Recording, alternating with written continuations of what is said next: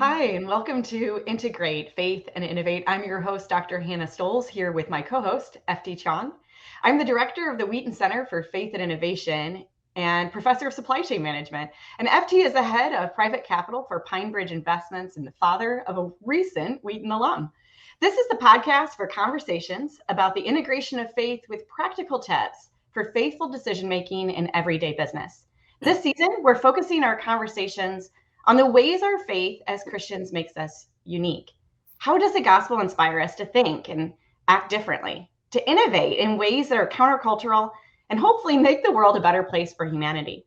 We're excited to have Ann Snyder with us today. She's the editor-in-chief of Comment Magazine, host of The Whole Person Revolution, and co-editor of Breaking Ground, Chartering Our Future in a Pandemic Year. Ann, it is so good to have you with us here today. It's great to be here. Thanks for having me. So, Ashley, why don't we go ahead and jump in with some questions for Ann? Yes, and thank you very much, Hannah, and thank you, Ann, for giving us your time. So this is we decided to make it the first episode of season 4. Oh wow! No pressure. Yeah. And in a sense, it's important because we have been doing a lot of we've interviewed quite a few people. And reflecting on the past seasons, there's a lot of wisdom being shared by senior business people in the workplace. But if you are a consumer of podcasts, there's a lot of pop psychology going on. Mm-hmm. There's a lot of platitudes being shared, and we just want to be more impactful. Mm-hmm. We want to go a little bit deeper this season.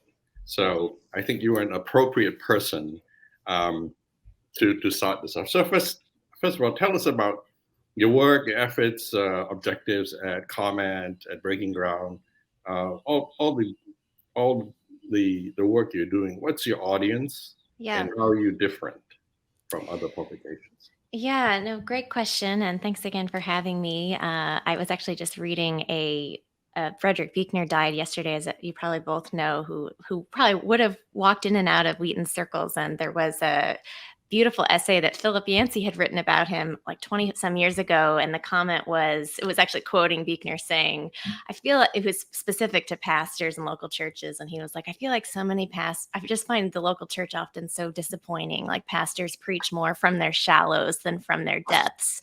And I've been thinking about that line this morning, to your point just now, about trying to circumvent a lot of the technique-y obsessions, I think, just in modern American life, that of course also afflicts and seeps into American Christian subculture, as it pertains to leadership advice and that whole cottage industry. So I don't know if I'm that much deeper, but I do also share your impatience with a lot of that.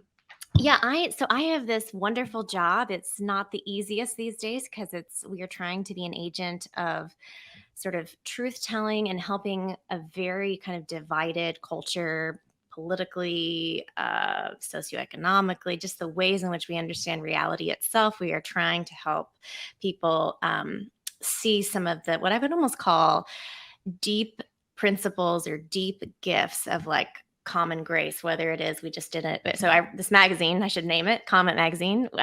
We just did a issue on friendship and looking at sort of the state of our friendships post-pandemic. We've tried to look at, what do we really mean by this word tribalism? What is this sort of battle between love and fear that seems to be going on? So I try to pick themes that seem like they're beneath the surface of everyday life, but are still widely resonant, and people are intuiting these like fractures and pain points, and we're just trying to give them language and both kind of sometimes pretty honest, hard-hitting analysis, cultural analysis and argumentation, but also through a variety of channels, kind of exemplars who are charting out new pathways. And all of this is inspired, as we like to say, by 2,000 years of Christian social thought. So we're pretty ecumenical in sort of where we're drawing from, the riches of this tradition spanning Catholic, Orthodox, Protestant thinkers throughout the ages, and then trying to integrate that, like trying to integrate this like dynamic tradition intellectually with social action across the range of spheres. So business to hospitals to police forces to you name it, teachers, mothers. And to your question about who our readers are, this has been a discovery process for me, but I've now been here, I guess, 3 years in a leadership role. And I have found consistently that our hungriest readers and those who kind of both want to champion us, discuss our essays with their neighbors and colleagues and trustees, if they're in a, they tend to be, not always, but I would say predominantly tend to be some form of, you could either call them an institutional leader who are feeling increasingly frustrated, alone, and beleaguered by very polarized constituencies. And we're trying to give them a deeper, nonpartisan imagination that has like a loving vision of the good to animate their everyday steps.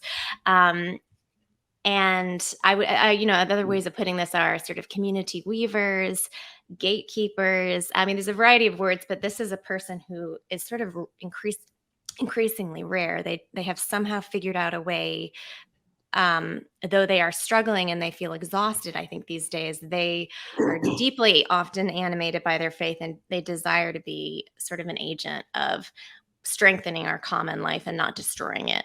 And they have this sort of rare reservoir of trust in their local sphere of influence. So those are the people who read us, and we're trying to equip them to be stronger, wiser agents of restoration in very particular, usually sort of civil society, kind of local contexts. Yeah. So, yeah. What does success look like? There's a small pool of those types of readers, right? But probably a much bigger pool of people who are in the workplace, don't really know where they stand on issues or how to express it. Right. Yeah, I would probably answer that in two ways. The simplest way, and many actually probably, Harvard Business Review might say this. Again, I would say in slightly more technique-y way than we would, because we're really trying to bring a theological imagination to bear.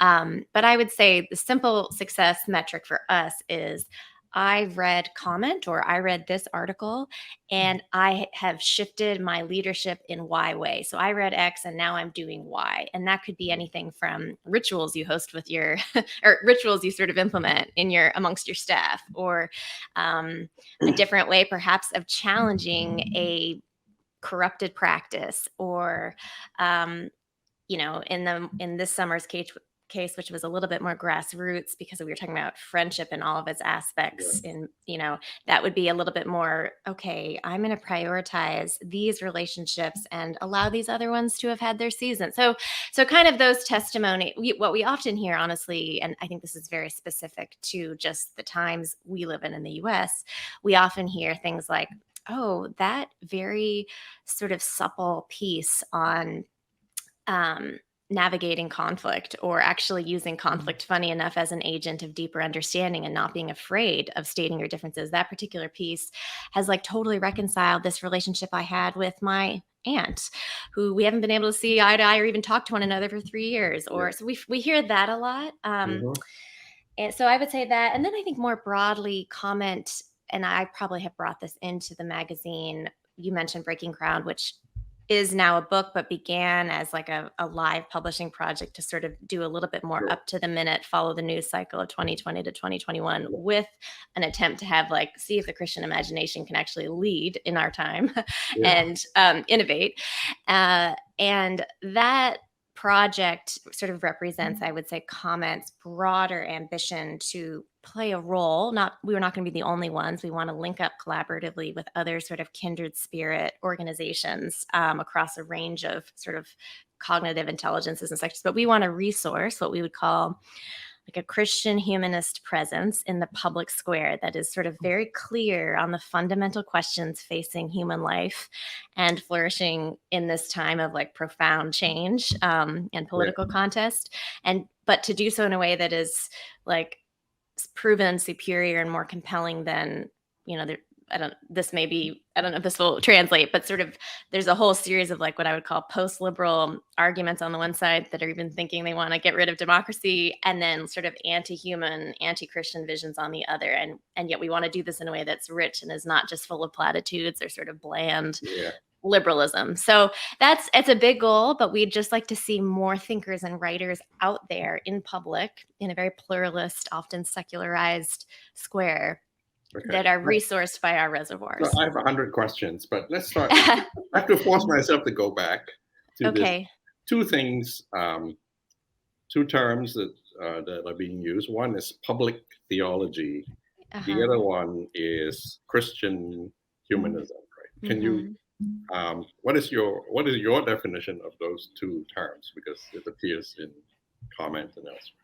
Yeah, I would say, and I actually probably need to really hone my one sentence definition of public theology, given that it's our tagline. I mean, I take my inspiration from people like Reinhold Niebuhr and Martin Luther King Jr. And there was sort of this flowering, often actually interestingly out of a particular seminary in New York City, Union, that just, I think, engendered both a network of intellectual friends who then spoke out in public and brought theological conceptions of truth, of peace, of order, of justice, of mercy out into real public movements. And they weren't afraid. They weren't only just speaking to the church. They were speaking to, they weren't saying we want a theocracy, but there was a sense of, there is a power both in this tradition. And then if you actually believe that God is moving and acting and redeeming, in the intricacies of any image of our society that doesn't reflect his design. So I think public theology is a very outward facing. I really admire, especially under more recent leadership, what Christianity Today is doing. But they're a little bit, I would say, they tend to be more focused on sort of the evangelical world, and it's changing. It's changing. Yes, and that is changing. Yeah. So that's and I'll come up with sort of, I would say, a Christian, a sort of theology that cares about the entire world God created. Ironically, the church I go to, it's a PCA, very, very much Reformed, conservative branch of the Presbyterian. We meet at Union, and so it's this Orthodox church in the middle of Barnard High House, Manhattan School of Music, Columbia. And we are, the way we say it is, we want to win a seat at the table in every discussion for the Christian worldview at Columbia. Meaning, to some extent, Christians abandoned all of academia and went to Wheaton. But I think the Christian worldview deserves to be represented and heard. And we have just a slightly different view of certain things. But whatever it is, it's environment, people trafficking, education, journalism, business world, there should be a place, a seat at the table for the Christian world. So we're this little kind of odd entity in the midst of big academic institutions. Yeah. So for me, that's our public theology. Yeah. No, I think that's very worthy. And I guess it's a nice bridge into you're asking what Christian humanism is. I'm actually editing a piece on that right now, so we can be clear about what we mean by this. But it's a long-standing sort of tradition. In some ways, it goes all the way back to right before Jesus' crucifixion himself, where Pilate gestures to Christ and says, "Ecce homo," here is the man. And many theologians and preachers throughout the centuries have read that as a statement of Christ is the true human, because he was fully human and fully divine. He is the measure of the human. So if you really want to know what it means to live a fulfilled human life and to sort of realize the fullness and plenitude of what it means to be human, look to Christ, which includes that arc of life, death, and resurrection. And so then we can respond to that. So that's sort of the basis, and this has been developed throughout the centuries. But what woven into it are deep themes of you can't actually encounter your own humanity, and therefore you can't fully encounter Christ without without encountering those very different from yourself, whether that's on grounds of ability and capacity, or of course ideology and worldview. So it's just, again, it's quite an outward facing, not sober about, but not afraid of pluralism. And that is like digging into, what does it really mean that Christ was also very, like, fully human, in every scheme of emotion and temptation and so on.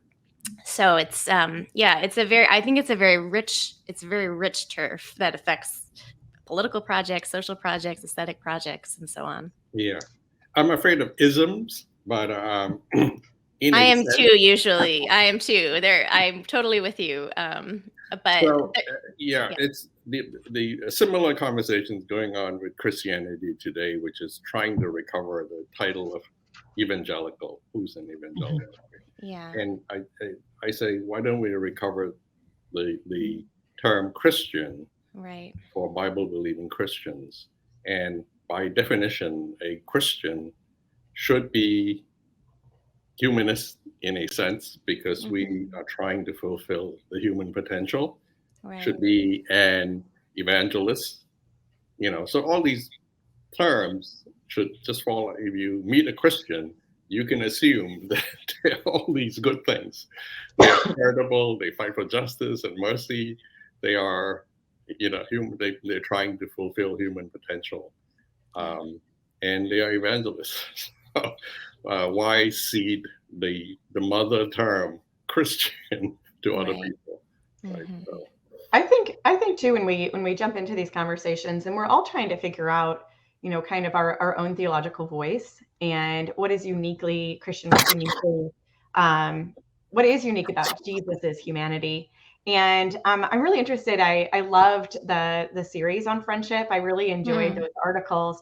And I'd be interested from your own standpoint, like, maybe we can't attain it, maybe we can't fully understand it, but the humanity of Jesus is definitely important to inform what we want to look like in friendship and in relationship. And I'm really interested in your personal story a little bit, if you don't mind sharing, how your faith and how your Christian faith has informed, your relationships, both at work and with your staff, with believers and non-believers. And how has that shaped, your life experiences? It sounds like you had a very international upbringing and spent some time at Wheaton. And I'd love to hear a little bit more about your story and how it's kind of shaped the ideas that you have today. Yeah, no, thanks for that question. And I'm happy to try to articulate some of this. Thinking through as you're asking that, I'm struck by how the actual sort of core of Christianity that I first encountered in sort of a Holy Spirit sort of reborn conversion in high school to, of course, the entire scriptural text, to like the actual core kernels of Christ himself, that relationship, him as a model. And I would say he perplexes me more and more the older I get, which is funny. It felt so simple, and maybe I need to return to that simplicity. But that feels more embedded in sort of practice, spiritual practice. Like, I think there's an element to my work now where it just is completely impossible without prayer every day. And it's completely impossible without sort of just a DNA of and a posture that believes deeply in the dignity of all human beings and that sort of, image of God in all human beings. In terms of, my work, in some ways it's meta for me because I've wound up somewhat accidentally finding myself in a more explicitly sort of faith animated professional world that is publicly Christian. Although, like I said, I think we're in dialogue with other traditions, and we really, try to be out there a little bit, to what FT was saying about Columbia. But so there's an element where it's just so woven into every question I ask, the way in which I try my team and I try to discern the themes that are worth tackling to be of service to deep cries of this moment. I have probably been more than like the life of Christ himself, and like that feels like just such a relationship in my life, a living relationship of faith. But I've probably been more influenced tangibly in terms of the shape of my own vocation and how I've tried to pursue it through historical exemplars. I mean, Dorothy Day is a huge model for me. She founded the Catholic Worker, and just something, I mean, many reasons that there was something about the way she paired journalism, really, and sort of the creation of a newspaper with a social movement and sort of radical hospitality and these sort of these homes that would welcome those who at the time who were unemployed during the Great Depression. And there's just like the way in which she integrated action, hospitality, the table with the written word has been hugely influential and encouraging to me. They happen to be often women, female Catholic saints whose sort of understanding of what it is to be a woman in public have had a deep impact. So I would say in some ways it's, I mean, faith is everywhere, and there's just an element of course, rituals and with your team and treating everybody with dignity as far as you can.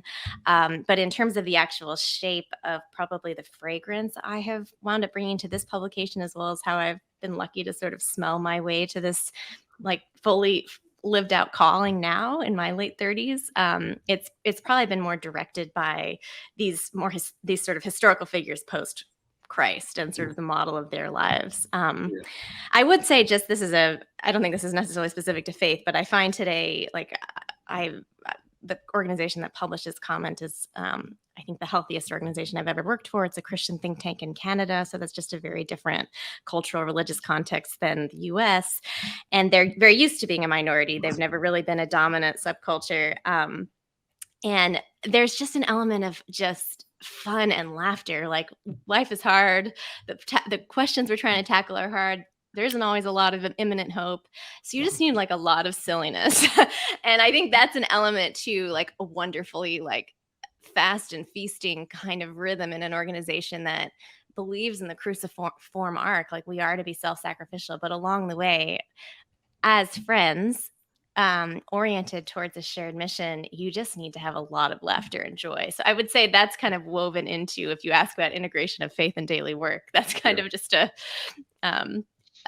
something I feel lucky to enjoy. Kind of found out about Cardis because I kind of did some research on your work, and it's an incredible organization. Yeah, it really is. Yeah. One view that may be helpful or not, and I'm always very careful about humanism, but in that we're going to live with Christ forever, right? So part of developing the human potential and all the delightful things. For example, I think, Anne, you're uniquely gifted in a couple of really clear ways. You write.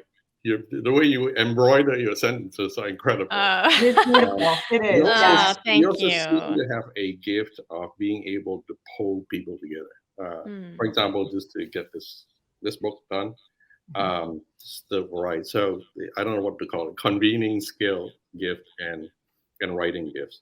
I think if we're going to live with Christ forever, God forever, he's going to have.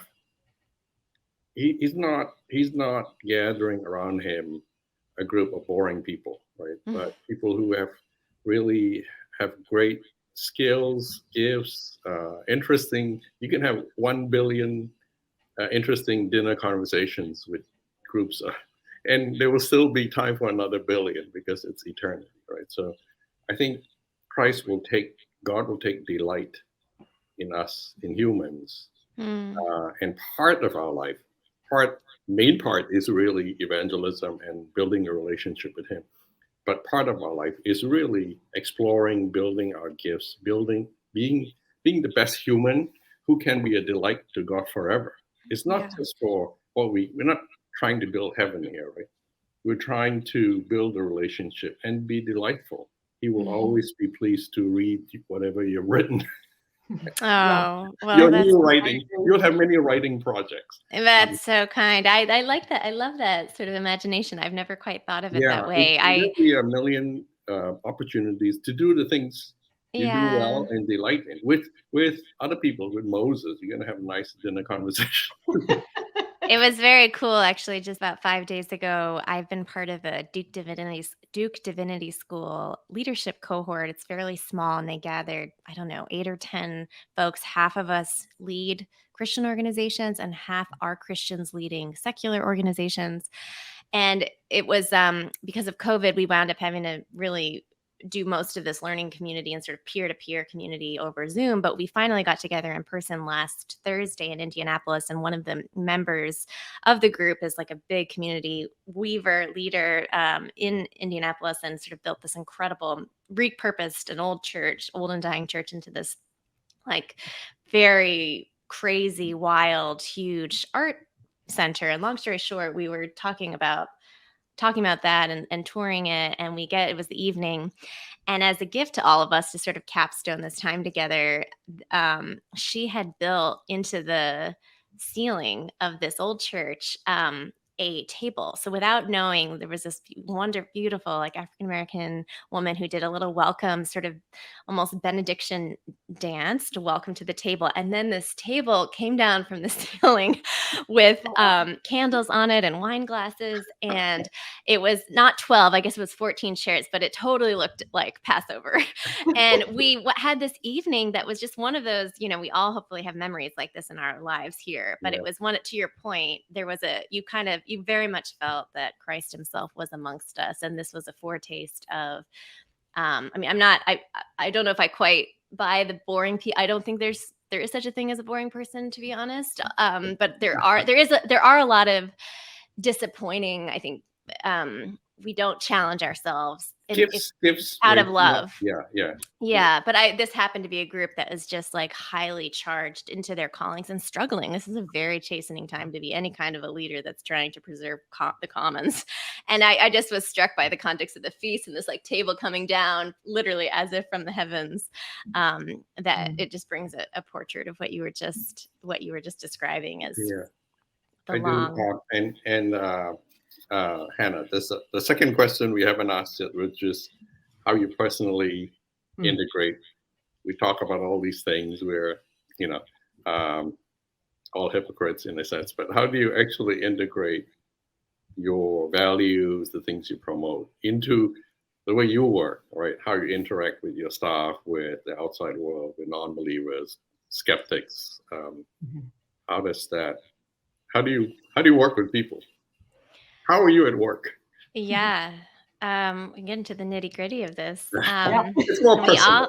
I think I'll just be honest. I have found I have a wonderful team, and we're not huge. We're growing. We're about 10, 12 people now. And then Cardis is a broader 30 plus organization. So I'm sort of canopied into that. But as you said earlier, I also feel like I have other pseudo teams out there because I am trying to weave a lot of institutional leaders together into certain kinds of, so there's an element where it's like, wait, who is my team? There's too many. I, as a writer or as someone tasked with trying to at least set the tone, if not the frame, for a particular conversation in a given moment, that's a very different brain muscle than managing a team of people. And I have found switching back and forth between those, though I'm also with kind of editorial publishing, writing types internally on the team. So there's a sense of sort of shared respect for, you need rhythms of, deep work, solitude. There needs to be time carved out where you're able to read. Otherwise, we're not going to be able to be responsive and wise and nourished ourselves. So, but I think I'm still learning that delicate dance of how to, I think probably one of the most important things is building in fairly regular rituals ourselves, because we are in the business of seeking to cultivate communities of conscience that are fundamentally animated by this sort of Christian narrative of the world and what we would think of as truth that's not just to be visited on Sundays. We feel like we facilitate both products and tools for many, many other people to do that in their own communities, but we don't. We do this thing called comment suppers, where people can gather around a table between 6 and 10 people around the content and the issue and discuss it over with a playlist and a recipe. And we've only done that once ourselves as a team, and it was like a remarkable thing.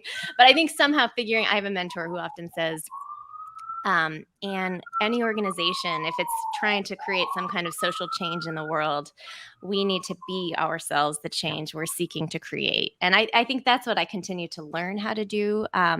There is a very felt problem of 24-hour days and time constraints when you're trying to do a lot. So I don't know if I'm totally answering your question, but I think just the yin and yang between it's sort of like I have two roles. There's the community building piece that is meant to be in response to um, proper framings of the core, often urgent questions that Christians need to step up on lead on in many ways, in a generous way. There's the community building piece that I also see my own team being a microcosm of. And then there is the actual intellectual, writerly, you talk about putting phrases together. That's just I think they go together. Like, I think of it like painting and hospitality should go together. And I found the world of ideas and relationships need to go together these days for people to be persuaded. But somehow, as myself trying to do both, it's an ongoing work in progress. That's amazing. I want to jump in. We only have time probably for another closing question or two as we close up our time together. And is in a comment you made at the very beginning, and then thinking about the relationships and leading by example. I sometimes pick myself for naming our center at Wheaton the Center for Faith and Innovation, because then we have a call to be innovators ourselves, just as you said, right? We have to live what we're training students to do and what we're calling Christians to think about, right? We want to be innovative. We want to be different in this world. And I love you said, you're really championing, that's hard to say, championing principles and ideals and Christian thought that's 2,000 years old. Yeah. And how do you champion that and bring it into today's world in a way that is relatable, and because they're underlying eternal truths that you're talking to, and our need to love humanity and our need to demonstrate the humanness of Christ. So how do you what's the key? What's the secret to kind of bridging our 2,000 years of history to the real elements and the keys that are important for today? Do you have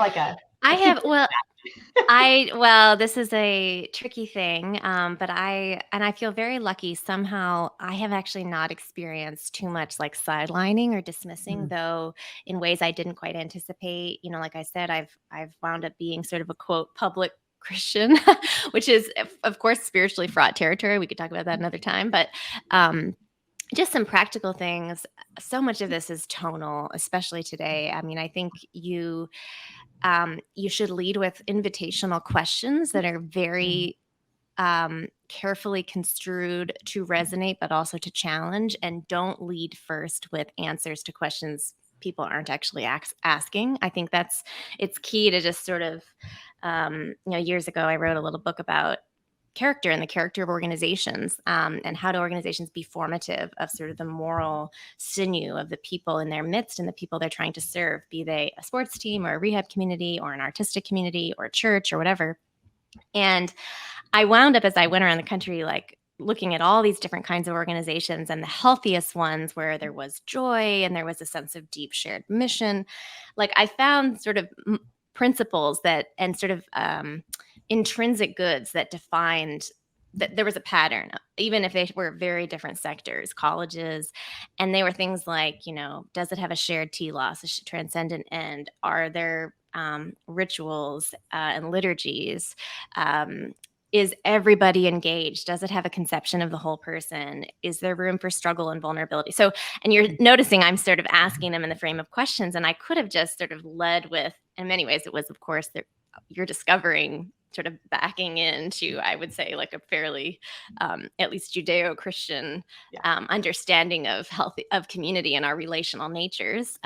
But it was a secular book, and I found myself, as I was building coalitions from that book, that there was just a way of not giving people 10 commandments of like a didactic set of statements, but inviting them to consider and self-excavate and excavate their own organizations by holding up an ideal, but with a question mark. So that's one. I would say the other is just, I have found the gift of storytelling and focusing on sort of specifics, concreteness. Like I think this is Wheaton's influence. I probably sometimes think overly high concept that can lead to abstractions. And I've just found the gift of an interview, of really steeping in a particular organizational context or community context or person's life, and then seeking to honor that with as like broad and full a picture as possible, is just a wonderful way to kind of get slant into truths without sort of legally going through them in sort of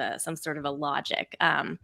So those are just questions and stories. I guess those are the two things that immediately come to mind that feel like they're a form of championing, but are also baked in just like ongoing deep curiosity about who this human being is, what this culture is that framed their values, and just a piece that all truth is God's truth. There's so much I can't know. I see through the veil darkly now, and I guess I don't feel like God's depending upon me to defend his tribe like that.